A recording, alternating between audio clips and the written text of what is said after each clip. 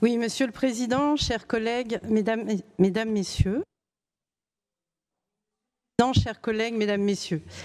Cette délibération présente la programmation 2024 de l'aide départementale aux villages et aux bourgs, ADVB, avec son volet aménagement et équipement, son volet énergie, son volet voirie communale et la programmation du fonds de soutien aux PTS, les projets territoriaux structurants.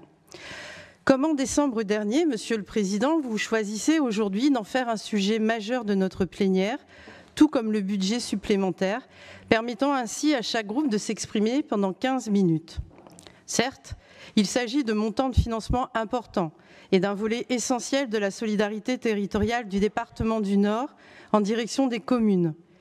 Mais permettez-moi de nous étonner à nouveau, comme il y a 9 mois, de cette mise en lumière. 15 minutes. La dotation des collèges ou encore la protection de l'enfance ne sont-ils pas des dossiers qui mériteraient 15 minutes de débat aujourd'hui au sein de cet hémicycle? Ou encore une délibération cadre sur la culture que nous attendons depuis 3 ans, même si nous avons eu des chiffres et des orientations ce matin par vous, Monsieur le Président, entre 12h30 et 12h40. Non, il semblerait que vous préfériez expédier vos décisions politiques par courrier. Pour exemple, la disparition programmée pour 2025 des financements en faveur du réseau d'insertion par la culture, courrier transmis pendant les vacances de février. Expédier encore vos décisions politiques par arrêté pour l'augmentation des tarifs des équipements culturels départementaux, décision prise cette fois-ci en plein été. Toujours concernant la culture, je pense à la fin de la participation du département au dispositif national Collège au cinéma et pour cette année scolaire 2024-2025, laquelle vient de débuter. Je n'oublie pas, entre 2023 et 2024, la suppression de moitié de l'enveloppe financière dédiée au développement culturel en milieu rural. Je citerai enfin l'abbaye de Vaucelles, pour laquelle il semblait y avoir un sujet avec sa possible mise en vente en mai dernier. Un possible sujet. Bref, des décisions prises en tapinois, sans aucune présentation en commission, encore moins en conseil ou en commission permanente. C'est là votre gouvernance, Monsieur le Président. Mais quelles sont donc ces craintes que vous avez de mettre ces sujets en débat, pour parler de fond, comme vous le disiez ce matin?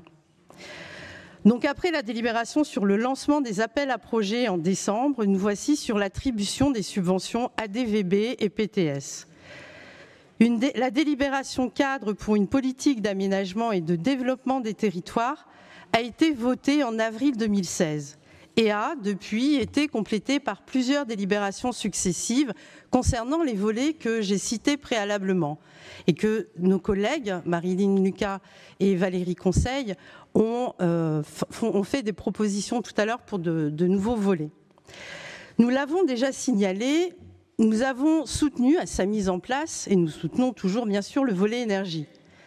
Dès 2022, le groupe écologiste a proposé d'identifier un volet ADVB spécifique sur le changement climatique.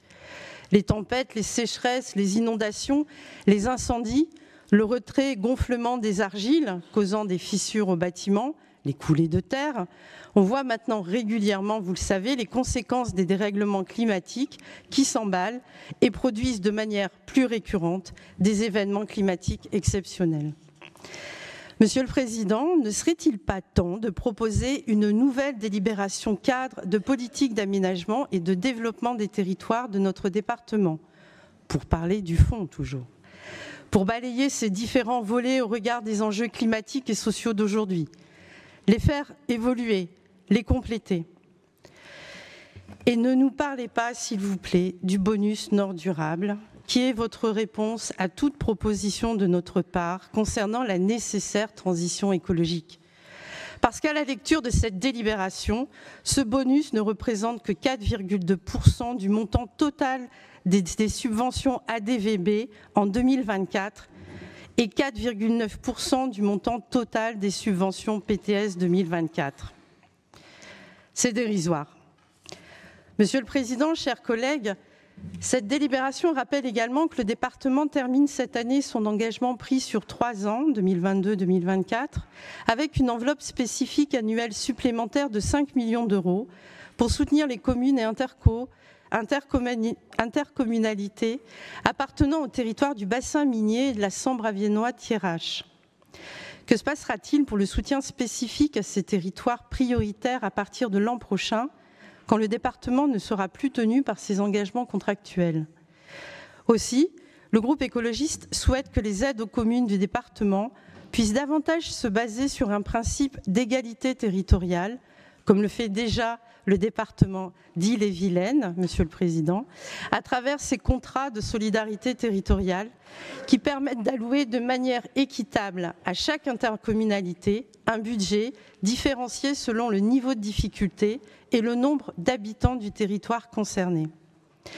Concernant les projets territoriaux structurants présentés cette année, on ne peut que regretter à nouveau le peu de projets portés par les petites communes qui soulignent une fois de plus le besoin d'un accompagnement renforcé en ingénierie, ce besoin comme y appelle régulièrement le groupe écologiste depuis le début du mandat.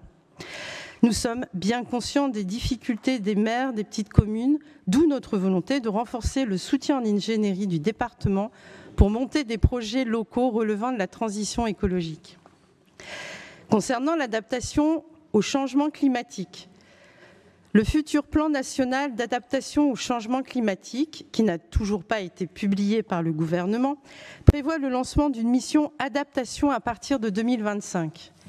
Il s'agira d'une offre commune en expertise et ingénierie de différents opérateurs de l'État, l'ADEME, le CEREMA, l'Office français de la biodiversité ou encore l'Agence nationale de cohésion des territoires.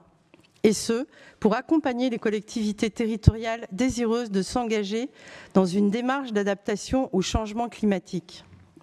Ce sont 10 collectivités territoriales volontaires, précurseurs de la démarche, qui constitueront les premiers bénéficiaires tests de cette démarche.